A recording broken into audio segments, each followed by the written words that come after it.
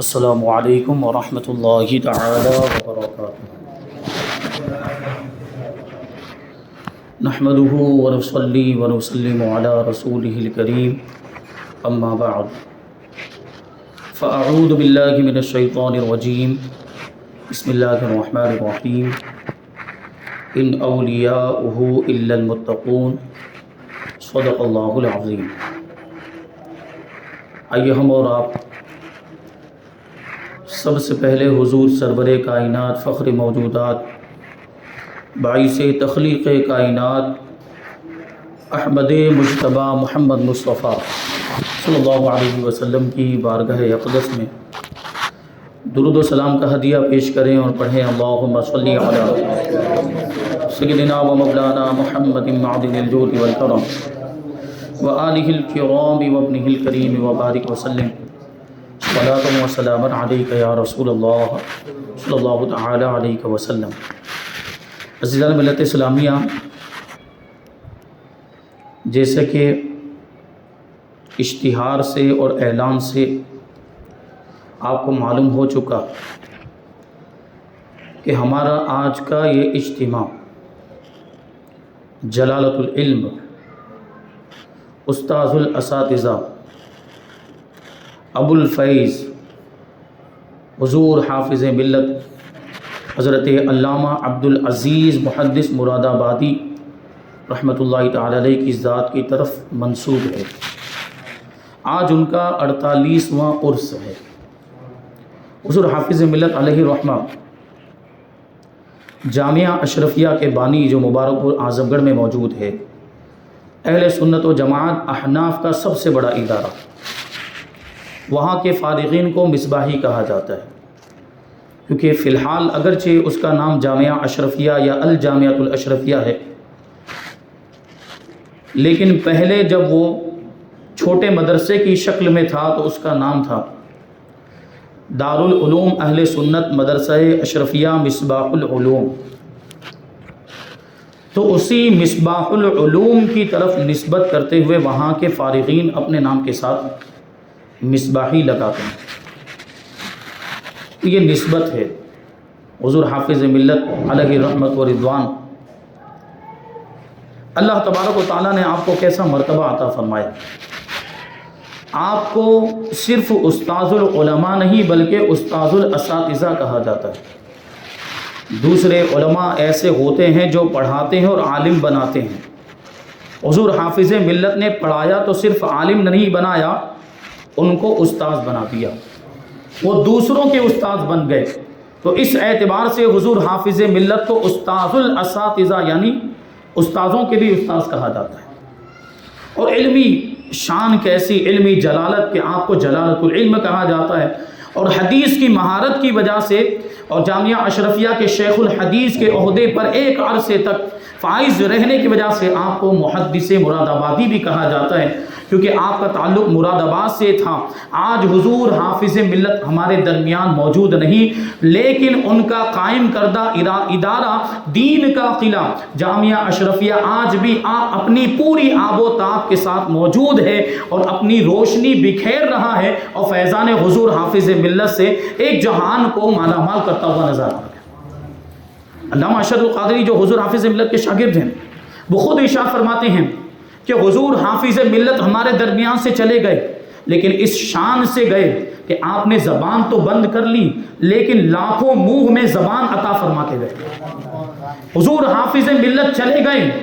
اگرچہ حضور حافظ ملت کا قلم رک گیا ہے، لیکن لاکھوں ہاتھوں میں دریا کی روانی کی طرح چلنے والا قلم دے کر گئے۔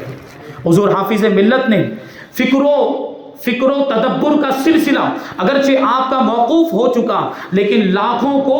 فکر و شعور اور علم و آگہی کی صلاحیت عطا فرما کے گئے۔ حضور حافظ ملت کہ تدریس کا سلسلہ موقوف، ابھی پڑھانے کا سلسلہ موقوف ہو گیا، لیکن لاکھوں علماء ایسے حضور حافظ ملت نے پیدا کیے ہیں کہ آج بھی وہ آپ کی مسندی تدریس کی یادگار ہیں۔ اور حضور حافظ ملت کی تبلیغ و ارشاد کی مسند خالی نظر آتی ہے، لیکن حضور حافظ ملت نے اپنے ایسے روحانی فرزند اپنے پیچھے چھوڑے ہیں جو ان کے روحانی مشن کو آگے بڑھا رہے ہیں اور بڑھاتے ہوئے نظر آتے ہیں۔ مصباحی علماء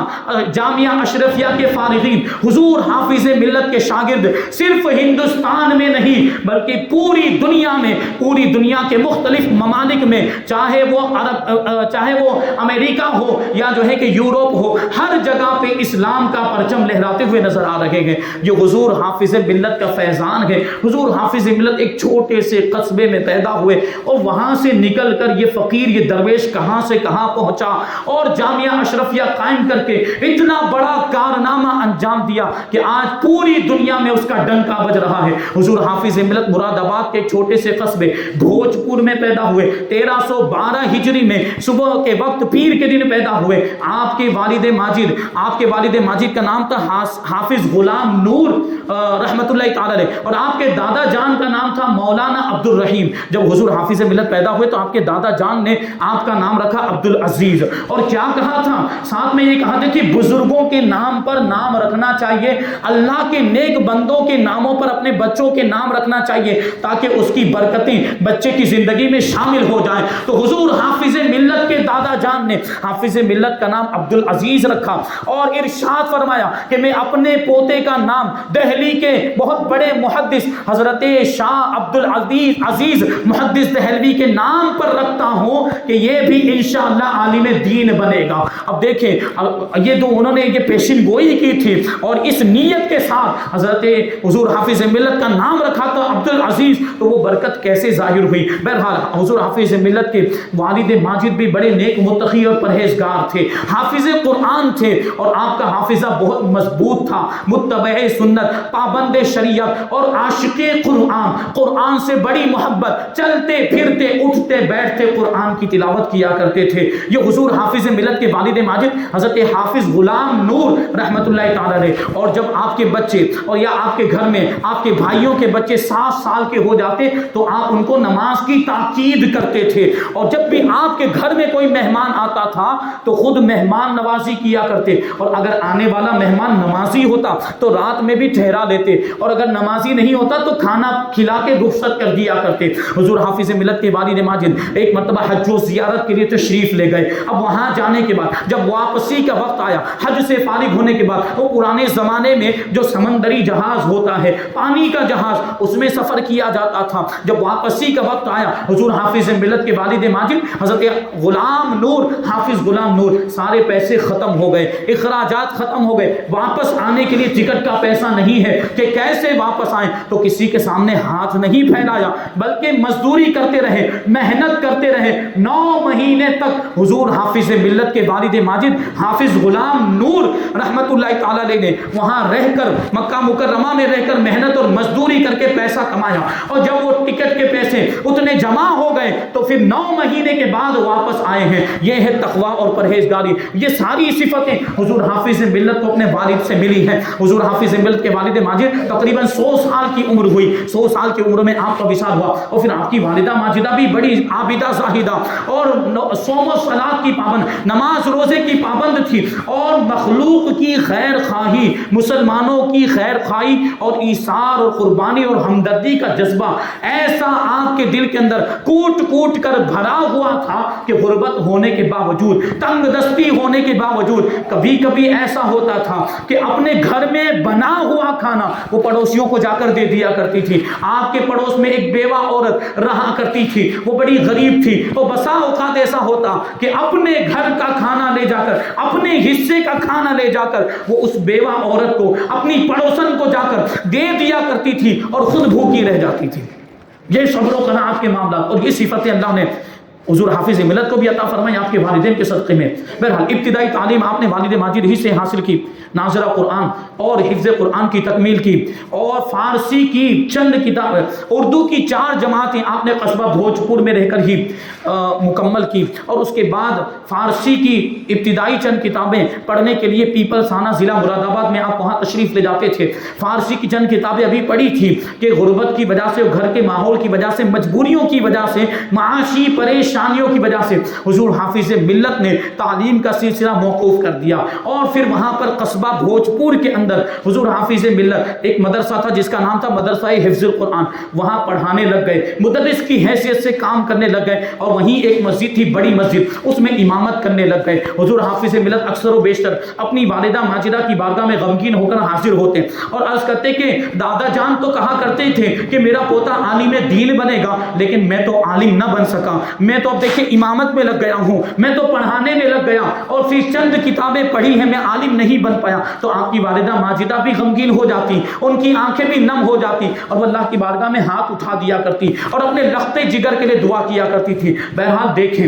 کہ حضور حافظ ملت کے والد ماجد کی یہ خواہش کہ میرا بیٹا عالم بنے گا، اور آپ کے دادا جان کی پیشن گوئی کے پورا ہونے کا سامان یوں ہوا۔ اللہ نے کیسا انتظام فرمایا کہ حضرت علامہ عبدالحق خیرآبادی رحمت اللہ تعالی علیہ کے شاگرد رشید، حکیم حاذق، طبیب حاذق حضرت حکیم محمد شریف حیدرآبادی یہ بھوجپور میں آنے جانے لگے۔ تو ہوتا کیا تھا کہ جب بھی حکیم محمد شریف حیدرآبادی رحمت اللہ تعالی علیہ جب بھی بھوجپور میں آتے تھے تو حضور حافظ ملت جس مسجد میں امامت کرتے تھے وہ اسی مسجد میں حضور حافظ ملت کے پیچھے نماز ادا کیا کرتے تھے۔ ایک دن حکیم صاحب نے حضور حافظ ملت سے کہا کہ حافظ جی آپ قرآن شریف بہت اچھا پڑھتے ہیں، میری خواہش یہ ہے کہ آپ علم طب بھی حاصل کریں۔ اگر آپ علم طب پڑھنا چاہتے ہیں، یعنی علاج معالجے کا جو علم ہوتا ہے، جڑی بوٹی دواؤں کا جو علم ہوتا ہے، اگر وہ علم آپ حاصل کرنا چاہتے ہیں تو میں آپ کو پڑھا دوں گا۔ حضور حافظ ملت نے عرض کیا کہ حضرت معاملہ ایسا ہے کہ میرا ذریعہ معاش یہی امامت اور تدریس ہے، اگر میں پڑھنے کے لیے مراد آباد آ گیا تو میری ملازمت چھوٹ جائے گی، میری امامت چھوٹ جائے گی، پھر میرا کوئی زندگی بسر کرنے کا ذریعہ نہیں رہے گا، یہ میری طاقت سے باہر ہے۔ تو حکیم شریف صاحب نے کیا ارشاد فرمایا؟ وہ فرماتے ہیں کام یہ کیا جا سکتا ہے کہ روزانہ ٹرین کے ذریعے سے آپ جو ہے مراد آباد آ جایا کریں، اور پھر سبق پڑھنے کے بعد واپس ٹرین کے ذریعے سے چلے جائیں، تو جو بھی کرایہ ہوگا اس میں جو بھی خرچہ ہوگا، پیسہ لگے گا، وہ میں اپنی طرف سے دے دیا کروں گا، میں اپنے ذمہ لیتا ہوں۔ یہ پرانے زمانے میں اساتذہ بھی ایسے ہوتے تھے کہ شاگردوں کو پڑھانے کے لیے، اپنے طالب علموں کو اور بچوں کو پڑھانے کے لیے اپنا مال بھی خرچ کر دیا کرتے تھے اور خرچ کرنے کے لیے تیار ہو جاتے تھے۔ بہرحال حضور حافظ ملت اپنی والد ماجد کی بارگاہ میں پہنچے اور سارا ماجرا بیان کیا کہ میں مراد آباد جانا چاہتا ہوں، اور اس طرح اپ ڈاؤن کرنے کا جو ہے کہ معاملہ طے پایا ہے۔ تو حضور حافظ ملت کے والد ماجد نے ارشاد فرمایا کہ روزانہ آنا جانا مناسب نہیں ہے، ایک کام کیجئے کہ آپ وہیں جا کر رہیے، مراد آباد میں جا کر رہیے اور تعلیم حاصل کیجئے، جب تعلیم مکمل ہو جائے تو واپس آ جانا۔ حضور حافظ ملت مراد آباد تشریف لے گئے اور حکیم شریف صاحب کی بارگاہ میں لے کر علم طب کی تعلیم حاصل کرنے لگ گئے۔ لیکن حضور حافظ ملت کو اللہ تبارک و تعالیٰ نے ایسی قابلیت اور ایسی ذہانت اور ایسی صلاحیت عطا فرمائی تھی، اخذ کا وہ مادہ عطا فرمایا تھا کہ آپ کے استاد نے، حکیم صاحب نے دیکھا کہ یہ کوئی معمولی بچہ نہیں ہے، اس کو پڑھانا میرے بس کی بات نہیں ہے۔ تو کیا کہتے ہیں، ایک مرتبہ حکیم صاحب نے حضور حافظ ملت سے کہا کہ دیکھو آپ کی قابلیت اور آپ کی صلاحیت اس بات کا تقاضا کرتی کہ آپ کو اور زیادہ علم حاصل کرنا چاہیے، اور آپ کو پڑھانے کے لیے مجھے بہت زیادہ مطالعہ کرنا پڑتا ہے، اور میری مصروفیات کی وجہ سے مجھے مطالعے کا وقت نہیں ملتا ہے، اس لیے آپ ایک کام یہ کیجئے کہ جامعہ نعیمیہ میں داخلہ لے لیجئے اور وہاں آگے کی تعلیم کا سلسلہ جاری کیجئے۔ حضور حافظ ملت نے پھر جامعہ نعیمیہ میں داخلہ لیا ہے 1339 ہجری میں، 27 سال کی عمر میں۔ کتنی سال کی عمر میں؟ 27 سال کی عمر میں۔ 27 سال کی عمر میں ہمارے یہاں پہ لوگ عالم ہو کر پڑھانے لگ جاتے ہیں، لیکن یہ حضور حافظ ملت علم حاصل کرنے کا جذبہ کہ 27 سال کی عمر میں اب داخلہ لے رہے ہیں جامعہ نعیمیہ مراد آباد میں۔ بہرحال 3 سال تک بڑی دل لگا کر آپ نے تعلیم حاصل کی، لیکن 3 سال جب مکمل ہوئے تو یہ علم کی پیاس نے اتنی شدت اختیار کر لی تھی کہ اب پیاس کو بجھانے کے لیے کسی سمندر کی ضرورت تھی، اب کوئی دریا یا کوئی ندی اس پیاس کو نہیں بجھا سکتی تھی، کسی سمندر کی ضرورت تھی، حضور حافظ ملت اسی تلاش میں تھے کہ اب کہاں جائیں آگے کی تعلیم حاصل کرنے کے لیے۔ تو انہی ایام میں 1342 میں مراد آباد کے اندر آل انڈیا سنی کانفرنس ہوئی، اور اس کانفرنس میں پورے ملک کے بڑے بڑے مشہور و معروف اور نامور علماء اہل سنت تشریف لائے، اور انہی علماء میں حضور حافظ ملت کے استاذ گرامی مصنف بہار شریعت حضرت صدر الشریعہ علامہ مفتی امجد علی اعظمی رحمۃ اللہ تعالی علیہ بھی تشریف لائے تھے۔ حضور حافظ ملت نے موقع کو غنیمت جانتے ہوئے حضور صدر الشریعہ کی بارگاہ میں حاضر ہو کر درخواست کی اور عرض کیا کہ حضور میں آگے تعلیم حاصل کرنا چاہتا ہوں اور جامعہ معینیہ میں آ کر آپ کی بارگاہ میں رہ کر علم حاصل کرنا چاہتا ہوں۔ تو حضور صدر الشریعہ اس وقت اجمیر شریف میں جامعہ معینیہ عثمانیہ میں پڑھایا کرتے تھے، جو آج بھی درگاہ کے احاطے کے اندر وہ ادارہ اور دارالعلوم موجود ہے، وہاں آج بھی پتہ نہیں اب موجود ہے کہ نہیں، وہ لکھا ہوا ہے مدرسہ معینیہ عثمانیہ۔ ایک زمانے میں حضور صدر الشریعہ اس مدرسے میں پڑھایا کرتے تھے۔ بہرحال حضور صدر الشریعہ نے کیا ارشاد فرمایا کہ شوال میں، رمضان کے بعد شوال میں اجمیر شریف آ جانا، مدرسہ معینیہ میں تمہارا داخلہ کروا دوں گا، پھر تعلیم کا سلسلہ جاری ہو جائے گا۔ بہرحال شوال میں حضور حافظ ملت اپنے کچھ اور ساتھیوں کے ساتھ اجمیر شریف کے لیے روانہ ہو گئے۔ آپ کے ساتھیوں میں امام النحو حضرت علامہ غلام جیلانی میرٹھی رحمت اللہ تعالی علیہ بھی تھے، اور یہ قافلہ اب اجمیر شریف پہنچا حضور صدر الشریعہ کی بارگاہ میں، اور حضور صدر الشریعہ نے اپنے وعدے کے مطابق ان سب کا داخلہ مدرسے میں کروا دیا۔ اب جو پڑھانے کے لیے کتابیں تھیں وہ دوسرے اساتذہ اور مدرسین کے درمیان تقسیم ہو گئی، اور حضور صدر الشریعہ جو کہ بہت زیادہ مصروف رہا کرتے تھے، اپنی مصروفیت میں سے وقت نکال کر اور اپنی مصروفیات سے فارغ ہو کر کبھی کبھی وہ تہذیب اور اصول الشاشی کا درس دیا کرتے تھے، یہ کتابیں پڑھایا کرتے تھے۔ بہرحال حضور حافظ ملت اجمیر شریف میں رہ کر ایک عرصے تک تعلیم حاصل کرتے رہے۔ منطق کی مشہور کتاب حمداللہ تک آپ نے تعلیم حاصل کی، لیکن پھر وہی حالات کا تقاضا اور معاشی پریشانی، غریبی تھی پہلے سے، تنگ دستی کے معاملات تھے، اور دوسری مجبوریاں بھی تھی، عمر بھی زیادہ ہو رہی تھی، اس لیے حضور حافظ ملت نے یہ تعلیم کا سلسلہ یہیں پر روکنے کا ارادہ کیا۔ حضور صدر الشریعہ کی بارگاہ میں عرض کرتے ہیں کہ حضرت میں یہیں پر اب دوسری کتابیں نہیں پڑھنا چاہتا، اب میں دورہ حدیث پڑھنا چاہتا ہوں تاکہ میں جلدی سے پڑھ کے فارغ ہو جاؤں، یہ کچھ کتابیں چھوڑ دی جائیں۔ تو حضور صدر الشریعہ نے بڑی شفقت فرماتے ہوئے ارشاد فرمایا کہ آسمان زمین بن سکتا ہے، پہاڑ اپنی جگہ سے ہل سکتا ہے، لیکن تمہاری ایک بھی کتاب رہ جائے یہ نہیں ہو سکتا، ساری کتابیں تم کو پڑھنی پڑے گی، کوئی بھی کتاب تم چھوڑ نہیں سکتے۔ بہرحال اتنا سننے کے بعد حضور حافظ ملت نے اپنے ارادے کو ملتوی کر دیا، اور بڑی دل جمعی کے ساتھ، دلچسپی کے ساتھ تعلیم حاصل کرنے میں مشغول ہو گئے۔ اور جب حضور صدر الشریعہ اجمیر سے بریلی شریف آئے تو حضور حافظ ملت بھی حضور صدر الشریعہ کے ساتھ بریلی شریف آ گئے، اور منظر اسلام میں رہ کر تعلیم حاصل کرنے لگ گئے، اور یہیں پر 1351 میں حضور حافظ ملت نے اپنی تعلیم کی تکمیل کی اور فارغ التحصیل ہوئے، اور یہیں سے حضور حافظ ملت نے دستار بندی حاصل کی، فراغت حاصل کی۔ 1351 ہجری کے اندر حضور حافظ ملت فارغ ہوئے منظر اسلام سے پڑھ کر۔ اب کچھ ٹائم تک، کچھ مہینوں تک حضور حافظ ملت حضور صدر الشریعہ کی بارگاہ میں رہے، فیض حاصل کرتے رہے۔ اب ایک وقت ایسا آیا کہ 1352 ہجری میں حضور صدر الشریعہ نے حضور حافظ ملت کو بلا کے فرمایا کہ تم مبارک پور چلے جاؤ۔ مبارک پور اعظم گڑھ ضلع کے اندر ہے، اور حضور صدر الشریعہ گھوسی سے تعلق رکھتے ہیں۔ حضور صدر الشریعہ کا وطن ہے گھوسی، جو اس زمانے میں اعظم گڑھ ضلع میں ہوا کرتا تھا، اب مئو ضلع میں پڑتا ہے۔ حضور صدر الشریعہ نے کیا فرمایا کہ تم جاؤ، میرے ایک عرصے تک اپنے ضلع سے دور رہنے کی وجہ سے میرا ضلع خراب ہو گیا،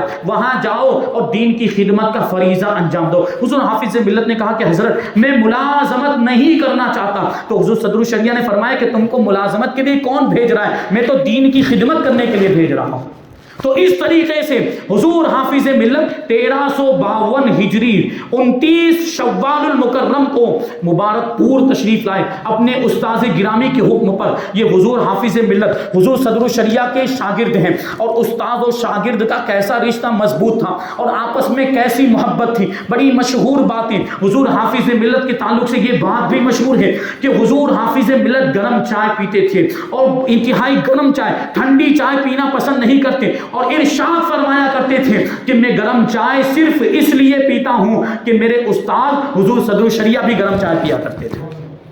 یہ حضور بات آ گئی تو عرض کر دوں ایک واقعہ، یہ کرامت ہم نے اپنی نگاہوں سے دیکھی، حضور حافظ ملت کی یہ کرامت ہم نے اپنے ماتھے کی آنکھوں سے دیکھی۔ وہاں پر ایک ریاض نام کا آدمی جو ہوٹل چلاتا ہے، اشرفیہ کے سامنے اس کی ہوٹل آج بھی موجود، وہ چائے بناتا تھا، حضور حافظ ملت اس کے یہاں سے چائے منگواتے تھے۔ اب اکثر و بیشتر معاملہ یہ ہوتا کہ وہ اپنی دکان سے چائے لے کر جب مدرسے میں پہنچتا، تھوڑا فاصلہ ہے تو چائے ٹھنڈی ہو جایا کرتی تھی۔ اب بہت مرتبہ ایسا ہوا کہ چائے ٹھنڈی، اور حضور حافظ ملت کو تو گرم چائے پسند تھی، تو ایک مرتبہ ناراض ہو گئے اور جلال میں آ کر ارشاد فرمایا کہ ریاض تمہاری چائے تو اکثر و بیشتر ٹھنڈی ہی ہو جایا کرتی، جاؤ تمہاری چائے اب ٹھنڈی ہی رہے گی، یہ ارشاد فرمایا۔ اب اس کے بعد ریاض جب بھی چائے بناتا تھا، جب تک چولہے پر رہتی، گرم رہتی، جیسے ہی اس کو کپ میں نکالا جاتا تو ٹھنڈی ہو جاتی۔ یہ معاملہ ہم نے اپنی نگاہوں سے دیکھا، اور یہ بعد میں ریاض اس کے بیٹے بھی چائے بناتے تھے تو وہ چائے ٹھنڈی، بہرحال پھر دھیرے دھیرے کر کے ریاض نے تو چائے بنانا چھوڑ دیا، اس کے بیٹے بعد میں بنانے لگ گئے، تو پھر وہ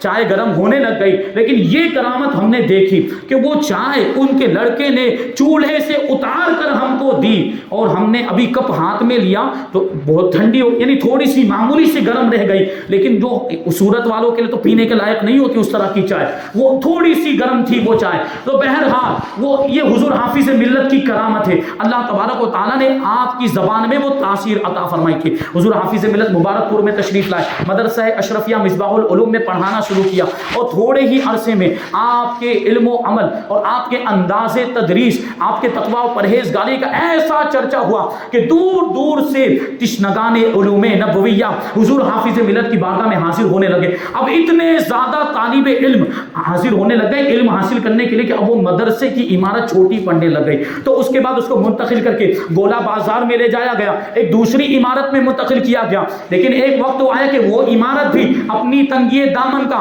شکوہ کرنے لگ گئی، وہ عمارت بھی چھوٹی پڑنے لگ گئی، تو حضور حافظ ملت نے جامعہ اشرفیہ قائم کرنے کا ارادہ کیا۔ حضور حافظ ملت نے خواب دیکھا تھا کہ اہل سنت و جماعت کا سب سے بڑا ادارہ قائم کروں گا، اور اتنا بڑا ادارہ کہ جہاں سے نکلنے والے یہ فارغین دین کے سپاہی بن کے نکلیں گے، اور ملک کے مختلف علاقوں میں بلکہ دنیا کے مختلف علاقوں میں جا کر دین کے پرچم کو، اہل سنت و جماعت کے پرچم کو، مسلک اعلیٰ حضرت کے پرچم کو لہرائیں گے۔ یہ حضور حافظ ملت کا مشن تھا، یہ آپ نے خواب دیکھا تھا جو شرمندہ تعبیر ہوا، اور آپ کا خواب آج جامعہ اشرفیہ کی شکل میں لوگوں کی نگاہوں کے سامنے موجود ہے۔ لوگ وہاں جا کر دیکھیں، آپ بھی جائیں، اللہ توفیق عطا فرمائے۔ حضور حافظ ملت کا فیضان ظاہری نگاہوں سے دیکھنے کو ملتا ہے، یہ حضور حافظ ملت کی بارگاہ ہے۔ حضور حافظ ملت نے جامعہ اشرفیہ یہ ارادہ تو بنائے، اتنا بڑا ادارہ ہے، اتنے بڑے رقبے میں پھیلا ہوا، چھوٹا سا مدرسہ قائم کرنا ہو تو لوہے کے چنے چبانے پڑتے ہیں۔ کبھی آپ نے کسی مدرسے کے لیے چندہ کیا ہو تو آپ کو اس چیز کا احساس ہوگا کہ چندہ کرنے میں کیسے کیسے معاملات کا سامنا کرنا پڑتا ہے۔ حضور حافظ ملت نے کیسی کیسی تکلیفیں برداشت کی ہوں گی، ایسی انتھک محنتوں اور کوششوں کا نتیجہ ہے کہ آج دین کا یہ قلعہ مبارک پور کے اندر کھڑا ہے، اور اپنی روشنی سے یہ سارے عالم کو روشن کرتا ہوا نظر آ رہا ہے۔ یہ حضور حافظ ملت کے خلوص و للہیت کا نتیجہ ہے، وہ استقامت کے پہاڑ تھے، وہ حوصلہ اور بلندی، اور یہ جو ہے کہ یہ ایثار اور قربانی کا جذبہ ان کے اندر کوٹ کوٹ کر بھرا ہوا تھا۔ اس زمانے میں آپ دیکھیں حضور حافظ ملت جب چندہ کرنے کے لیے نکلتے تھے تو ابھی کا انداز نہیں ہوتا تھا، اور وہ یوپی کا بھی انداز الگ ہے، ابھی ہمارے یہاں کچھ الگ معاملات اور یوپی میں کچھ الگ معاملات۔ تو اس وقت چندہ کرنے کے لیے جاتے تھے تو اس کا انداز اور اس کا طریقہ کار یہ ہوتا تھا کہ 10-12 حضرات مل کر ایک قافلے کی شکل میں جاتے تھے، اور ساتھ میں کوئی اچھی آواز والے نعت خواں کو بھی لے لیا جاتا، کسی طالب علم کو لے لیا جاتا تھا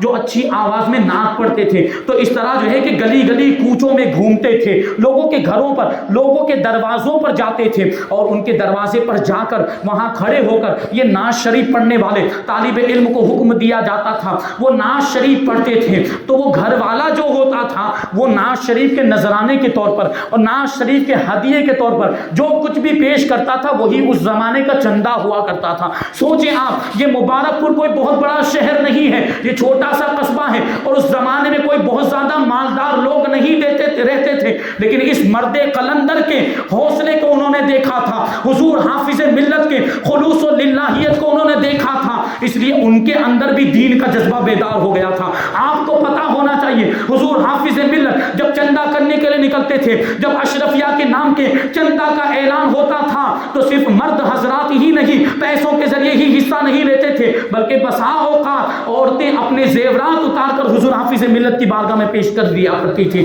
ایک مرتبہ تو عجیب واقعہ ہوا، بحر العلوم نے اس کو لکھا ہے کہ حضور حافظ ملت نے چندے کا اعلان کیا. اب چندہ ہونے لگ گیا، لوگ اپنی طاقت اور استطاعت کے مطابق روپیے پیسے اور دوسری چیزیں حاضر کرنے لگ گئے. تو اسی میں ایک خاتون آئی اور آنے کے بعد کہنے لگی کہ میں بہت غریب ہوں، میرے پاس روپیہ پیسہ نہیں، یہ چھوٹا سا دودھ پیتا بچہ ہے، یہی آپ کی بارگاہ میں پیش کرتی، اسی کو رکھ لیے شاید کچھ کام آ جائے. سوچیں کیسا جذبہ ہوگا کہ اپنا دودھ پیتا بچہ بھی حضور حافظ ملت کی بارگاہ میں پیش کر دیا. تو یہ حضور حافظ ملت کا حوصلہ تھا اور یہ استقامت تھی اور یہ خلوص و للہیت کہ سامنے والے کے اندر بھی جذبہ پیدا ہو جاتا تھا. حضور حافظ ملت کے جذبے کو دیکھ کر ایک مرتبہ کیا ہوا کہ حضور حافظ ملت وہی اسی انداز میں یہ چندہ کرنے کے لیے نکلے ہوئے تھے. یہ قافلہ رواں دواں تھا کہ گھروں پر جاتے نعت شریف پڑھی جاتی اور جو کچھ بھی نذرانہ ہدیہ ملتا وہ چندے کے طور پر لے لیا جاتا. ایک گھر پر پہنچے اور وہاں یہ ساری کاروائی ہو چکی تو لوگوں نے کہا کہ حضرت اس کے بعد والا جو گھر ہے، اس کے پڑوس میں جو گھر ہے وہ ایک بیوہ عورت کا گھر ہے اور وہ بیوہ عورت بڑی غریب ہے، ہم اس سے کیا چندہ مانگیں گے، وہ کیا چندہ دے گی. ایک کام یہ کرتے ہیں کہ اس کے گھر کو چھوڑ کر اس کے بعد والے گھر میں ہم چلے جاتے ہیں. تو حضور حافظ ملت نے بھی اس کو صحیح سمجھا اور ٹھیک ہے چلیے ایسا کرتے ہیں. تو حضور حافظ ملت اس قافلے کو لے کر اس بیوہ کے گھر کو چھوڑ کر وہ آگے والے گھر کی طرف جانے لگ گئے. اب وہ بیوہ اندر گھر میں بیٹھ کر انتظار کر رہی تھی. اس کو پتا چل گیا تھا کہ حضور حافظ ملت کا قافلہ آیا ہے،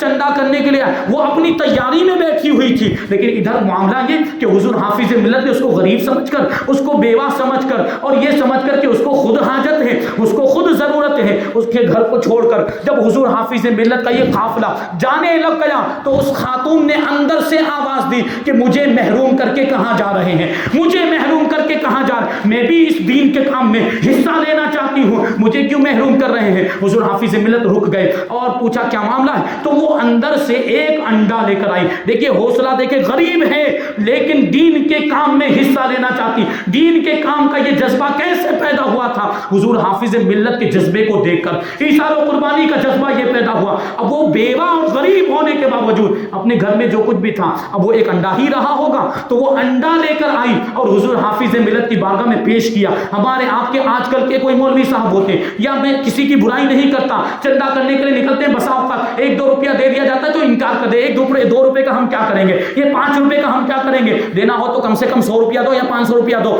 اب وہ انڈا لے کر آئی. حضور حافظ ملت نے اس کو ٹھکرایا نہیں، انکار نہیں کیا کہ اس انڈے کا ہم کیا کریں گے. حضور حافظ ملت نے اس کے جذبات کی قدر کرتے ہوئے اس انڈے کو لیا اور پھر کیا کیا، حضور حافظ ملت نے اس انڈے کی نیلامی کی ہے. اس انڈے کی بولی لگائی کہ یہ انڈا کون خریدے گا. اب بولی لگ رہی ہے اور لوگ اس کی قیمت بڑھاتے جا رہے ہیں. کسی نے کہا 10 روپے میں خریدوں گا، کسی نے کہا 5 روپے، کسی نے کہا 20 روپے میں خریدوں گا، کسی نے 50، کسی نے 100، یہاں تک کہ ہزاروں روپے میں وہ انڈا فروخت ہوا ہے. کیونکہ اب وہ اس انڈے کی قیمت نہیں تھی، وہ اس خاتون کے جذبات کی قیمت تھی. یہ ہزاروں کی تعداد بھی اس کے جذبے کی قیمت نہیں ہو سکتی کیونکہ جذبہ تو انمول ہوتا ہے. تو یہ جذبہ یہ ہمارے اندر بھی ہونے چاہیے. حضور حافظ ملت کے اندر یہ جذبہ تھا. انہوں نے دین کا اتنا بڑا قلعہ قائم کر دیا، تبھی تو آج تک وہ قائم ہے اور وہاں کے فارغین پوری دنیا کے اندر دین کی خدمات انجام دیتے ہوئے نظر آ رہے ہیں. یہ حضور حافظ ملت کا فیضان ہے. آج آپ چلے جائیں کسی بھی دارالعلوم کے اندر، کسی بھی جامعہ اور کسی بھی مدرسے کے اندر چلے جائیں، وہاں جامعہ اشرفیہ کے فارغین آپ کو ضرور ملیں گے. مصباحی علماء وہاں پڑھاتے ہوئے آپ کو ملیں گے، یا تو اگر مصباحی نہ بھی ہو تو مصباحی علماء کے شاگرد ضرور ملیں گے. پتا کیا چلا کہ پورے ہندوستان میں آج حضور حافظ ملت کا فیضان ساون بھادو کی طرح برس رہا ہے. ہر مدرسے میں حضور حافظ ملت کا فیضان اس طرح پہنچ رہا ہے. یہ حضور حافظ ملت اللہ تبارک و تعالیٰ نے کیسا مقام و مرتبہ عطا فرمایا تھا. حضور حافظ ملت کے بارے میں شارح بخاری مفتی شریف الحق امجدی رحمت اللہ تعالی نے کیا فرمایا، بڑی زبردست بات ارشاد فرمائی کہ اعلیٰ حضرت رضی اللہ تعالیٰ عنہ نے ہتھیار تیار کیے اور حضور حافظ ملت نے ان ہتھیاروں کو استعمال کرنے کے لیے سپاہی تیار کیے. اب یہ وہ واقعی وہ جو حقیقی ہتھیار ہوتے ہیں اس کی بات نہیں چل رہی ہے. تلوار اور نیزہ اس کی بات نہیں چل رہی ہے، ہتھیار تیار کیے، یعنی اعلیٰ حضرت رضی اللہ تعالیٰ عنہ نے لوگوں کو دلائل دیے، لوگوں کو حجتیں عطا کی، لیکن ان دلائل کو استعمال کیسے کرنا ہے اور دشمنوں کے خلاف اور وہ کیسے دلائل پر عمل کرنا ہے، یہ حضور حافظ ملت نے ایک فوج تیار کی، سپاہیوں کی فوج۔ آج بھی یہ بات کہی جاتی ہے اور مخالفین نے بھی اس کا اعتراف کیا ہے کہ ایک مصباحی عالم یہ دوسرے بد مذہبوں کے 100 عالموں پر بھاری ہوا کرتا ہے، 100 عالموں پر بھاری ہوا کرتا ہے، کیونکہ ایک جذبہ ہوتا ہے، وہ وہاں پڑھتے ہیں، حضور حافظ ملت کا ایسا فیضان جاری ہوتا ہے کہ اس کی زندگی بے مقصد نہیں با مقصد ہو جاتی، وہ وہاں سے نکلتا ہے تو ایک مقصد لے کر نکلتا ہے کہ مجھے اپنے دین کے لیے کچھ کرنا ہے، مجھے دین کی خدمت انجام دینی ہے، تو پھر وہ جذبہ لے کر آتے ہیں، پھر اسی انداز میں وہ دین کی خدمت کرتے ہیں۔ یہ حضور حافظ ملت کی بارگاہ کا فیضان ہے۔ وہاں دیکھیں ایک ایک کلاس کے اندر 150 بچے ہوتے ہیں پڑھنے والے، لیکن اللہ نے حضور حافظ ملت کی ذات میں کیسی یہ کشش عطا فرمائی تھی اور کیسا فیضان عطا فرمایا تھا کہ وہاں 100 نمبر سے باہر بھی اگر کوئی فارغ ہوتا ہے، 100 نمبر کے باہر بھی اگر کوئی بچہ پڑھنے والا ہوتا ہے، وہ بھی جب فارغ ہو کر نکلتا ہے تو بڑے بڑے کارنامے انجام دیتا ہے، کیونکہ حضور حافظ ملت نے خود ارشاد فرمایا کہ میرے یہاں کا ناکارہ بھی کارا ہے، کہ اگرچہ یہاں فیل ہوتا رہا ہو لیکن جب یہاں سے پڑھ کے نکلتا ہے تو نمایاں کارنامے انجام دیتا ہے۔ لیکن بلکہ بسا اوقات تو ایسا ہوتا ہے کہ 1 نمبر سے فارغ ہونے والا وہ خدمت انجام نہیں دے پاتا جو 120 نمبر والا یا 125 نمبر والا خدمت انجام دیتا ہے۔ یہ سب معاملات ہیں اور یہ سب فیضان ہے حضور حافظ ملت کا۔ اللہ تبارک و تعالیٰ نے یہ حضور حافظ ملت کی بارگاہ میں، تو یہ ہم جو بار بار سنتے ہیں حضور حافظ ملت کے اقوال، یہ ہم جو بار بار قول سنتے ہیں زمین کے اوپر کام زمین کے نیچے آرام، یہ لکھا ہوا وہاں پر بھی لکھا ہوا ہے، یہ حضور حافظ ملت کا ارشاد ہے۔ یہ لکھنا چاہیے کہ یہ قول کس کا ہے؟ یہ حضور حافظ ملت جو زبان زد خاص و عام ہو چکا ہے، زمین کے اوپر کام، یعنی زمین کے اوپر آپ دین کا کام کرتے رہیں، پوری زندگی دین کی خدمت کریں تو پھر زمین کے نیچے آرام ہی ملے گا، یعنی قبر میں آرام ملے گا، کیونکہ دین کا کام کر کے گئے ہوں گے۔ حضور حافظ ملت نے اشرفیہ کے بارے میں ارشاد فرمایا تھا کہ میں نے اشرفیہ کو اپنے خون جگر سے سینچا ہے، یعنی اتنی محنت کی ہے اشرفیہ کو اونچائی پر لانے میں۔ حضور حافظ ملت کی بارگاہ میں اگر کوئی نذرانہ لے کر آتا، اگر کوئی ہدیہ لے کر آتا حضور یہ قبول فرمائے، تو حضور حافظ ملت کیا ارشاد فرماتے کہ اشرفیہ کو مجھ سے زیادہ ضرورت ہے، مجھے مت دو، اشرفیہ میں دے دو۔ آج ایسا کون ہوگا؟ کس کے اندر یہ حوصلہ ہوگا؟ کس کے اندر یہ جذبہ ہوگا؟ حضور حافظ ملت اشرفیہ سے ایسی محبت کرتے تھے، اور اشرفیہ آج اہل سنت و جماعت کی شان بنا ہوا ہے۔ حضور حافظ ملت نے جب دیکھے یہ مقابلہ بد مذہبوں سے کرنا تھا، یہ گمراہ فرقوں سے مقابلہ کرنا تھا، جب عمارت تعمیر ہونے لگ گئی، سینٹرل بلڈنگ تعمیر ہونے لگ گئی، تو حضور حافظ ملت نے علامہ ارشد القادری کو دیوبند بھیجا۔ کیوں بھیجا؟ دیوبند میں وہاں دیکھنے کے لیے بھیجا کہ دارالعلوم دیوبند کی عمارت کیسے بنی ہوئی، اس کا نقشہ بنا کر لائیں، تاکہ اسی انداز میں، کیونکہ اس کا جواب ہمیں یہاں پر بنانا تھا، اس لیے اسی انداز کی عمارت بھی تعمیر کی گئی۔ حضور حافظ ملت کے زمانے میں اگرچہ 1-2 عمارتیں تھیں، لیکن بعد میں آپ کے شاگردوں نے اور آپ کے چاہنے والوں نے اس کو ترقی دی، اور آج یہ بہت بڑا ادارہ حضور حافظ ملت کی یادگار کے طور پر مبارک پور کے اندر موجود ہے۔ اللہ تبارک و تعالی ہم سب کو اس کی زیارت نصیب فرمائے اور حضور حافظ ملت کے فیوز و برکات سے ہم سب کو مالا مال فرمائے۔ باتیں بہت زیادہ ہے، ابھی حضور حافظ ملت کا تقویٰ بھی بیان کرنا تھا، ایک بات کی سادگی پر ایک بات یاد آ گئی۔ حضور حافظ ملت کتنے بڑے عالم دین، شاگردوں کی ایک فوج ہے، چاہنے والوں کی ایک بہت بڑی جماعت ہے، لیکن اس کے باوجود غریبی سادگی والی زندگی گزارتے ہیں، اور کھانے کے لیے بھی طرح طرح کے قسم کے پکوان نہیں بنتے تھے آپ کے گھر میں، دال روٹی پر اور دال چاول پر گزارا ہوتا تھا۔ ایک مرتبہ حضور حافظ ملت اپنے مکان میں تشریف لے گئے تو آپ کی صاحبزادی نے آپ کے سامنے روٹی لا کر رکھی۔ اب اس زمانے میں یہ لائٹ کا انتظام نہیں، اور اب بھی یو پی میں تو لائٹ کے اور پاور کے مسائل ہیں، بجلی کے مسائل ہیں، بہرحال چراغ جلایا ہوا تھا۔ اب وہ چراغ کی روشنی پورے گھر میں نہیں پہنچتی ہے، وہ ایک جگہ پر جو اس کے احاطے میں، اس کے دائرے میں آتا، وہاں تک اس کی روشنی پہنچتی ہے۔ حضور حافظ ملت کے پاس وہ آپ کی صاحبزادی نے، آپ کی بیٹی نے روٹی لا کر رکھ دی، اور دال بھی لا کر رکھی تھی، لیکن دال دور ہونے کی وجہ سے، اندھیرے اندھیرا ہونے کی وجہ سے حضور حافظ ملت کو نظر نہیں آئی، تو حضور حافظ ملت وہ اکیلی روٹی کو ہی کھانے لگ گئے، وہ روٹی کو ہی تناول کرنا شروع کر دیا۔ تو آپ کی صاحبزادی تھوڑی دیر کے بعد دیکھنے کے لیے آئی تو کیا دیکھتی ہیں کہ ابا جان تو خالی روٹی کھا رہے ہیں اور دال کھا ہی نہیں رہے۔ پہلے تو اس پر غور کرنا ہے کہ دال روٹی اتنا سادہ کھانا اور پھر وہ بھی دال نظر نہیں آئی، تو شکایت نہیں کر رہے کہ دال کہاں ہے، دال کیوں حاضر نہیں کی، یہ خالی روٹی کھاؤں گا میں۔ ہمارے آپ کے گھر کے معاملات اگر تھوڑا سا نمک زیادہ ہو تو لڑائی جھگڑے ہو جاتے ہیں اور میاں بیوی کے معاملات ہو جاتے ہیں، لیکن یہ حضور حافظ ملت دیکھیے دال نظر نہیں آئی تو روٹی صرف تنہا روٹی کھانا شروع کر دیا۔ آپ کی صاحبزادی نے آ کر کہا ابا جان یہ دال کیوں نہیں کھا رہے، تو حضور حافظ ملت کہ دال کہاں ہے، تو آپ کی بیٹی نے کہا یہ یہاں رکھی ہوئی ہے، یہ آپ کو نظر نہیں آئی، تو حضور حافظ ملت نے کہا کہ مجھے نظر نہیں آئی تو میں نے سوچا شاید آج دال کا انتظام نہیں ہو پایا ہوگا، اس لیے میں نے صرف روٹی ہی کھانا شروع کر دیا۔ یہ ایسی سادگی والی زندگی۔ اور یہ روٹی پر سے ایک بات یاد آئی، بڑی عشق والی بات۔ حضور حافظ ملت اکثر و بیشتر باسی روٹی کھاتے تھے۔ کیسی باسی روٹی؟ ایک دن پہلے کی، 2 دن پہلے کی روٹی تناول فرماتے تھے۔ کسی نے ایک دن پوچھ لیا کہ حضرت یہ باسی روٹی کیوں تناول فرماتے ہیں، ایک دن پہلے کی روٹی کیوں فرماتے ہیں، تناول فرماتے ہیں، کھاتے ہیں؟ تو حضور حافظ ملت نے ارشاد فرمایا میں باسی روٹی اس لیے کھاتا ہوں کہ اس روٹی کا زمانہ میرے حضور کے زمانے سے زیادہ قریب ہے۔ ایک دن پہلے کی، اگرچہ ایک دن ہی قریب لیکن ہے تو قریب۔ یہ عشق والوں کی بات ہوتی، یہ عشق والوں کے انداز ہوتے، یہ سب ان سے عشق کروایا کرتا ہے۔ تو یہ شان ہے حضور حافظ ملت۔ حضور حافظ ملت حضور صدر الشریعہ کے شاگرد اور اعلیٰ حضرت اشرفی میاں حضرت علی حسین اشرفی رحمۃ اللہ تعالی علیہ کے مرید تھے، اور حضور حافظ ملت نے یہ فیضان جو ہے پورے ہندوستان میں پہنچایا ہے، اور پورے ہندوستان سے باہر بھی دیگر ممالک کے اندر بھی آج حضور حافظ ملت کا فیضان جاری اور ساری نظر آتا ہے۔ اللہ تبارک و تعالی حضور حافظ ملت کے اس چمن کو شاد و آباد رکھے، اسی طرح حضور حافظ ملت کا یہ چمن پھلتا پھولتا رہے، وہاں سے حضور حافظ ملت کا فیضان جاری رہے، وہاں سے دین کے سپاہی نکلتے رہے، یہ دین کا قلعہ اسی طریقے سے قائم رہے۔ اللہ تبارک و تعالیٰ جو کچھ بھی بیان ہوا اس پر ہم سب کو عمل کرنے کی توفیق عطا فرمائے، حضور حافظ ملت اور علماء اہل سنت کے فیض و برکات سے ہم سب کو مالا مال فرمائے، مذہب اہل سنت و جماعت مسلک اعلیٰ حضرت پر ہم سب کو قائم و دائم رکھے، اور اسی پر ہم سب کا خاتمہ فرمائے۔ وما علینا الا البلاغ۔ السلام علیکم۔